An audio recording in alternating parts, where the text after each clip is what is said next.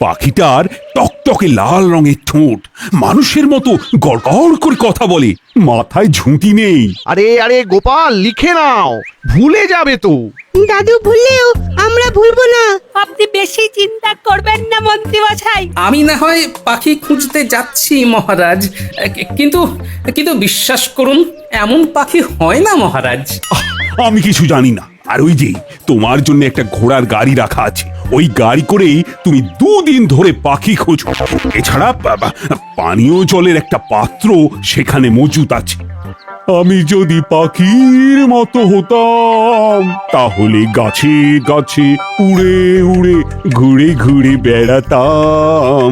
আমি যদি পাখির মতো হতাম, তাহলে গাছে এই বয়সে উড়ে যত উড়ে আদিক্ষেতা। ঘুরে ঘুরে বেড়াতাম। আমি যদি পাখির মতো হতাম।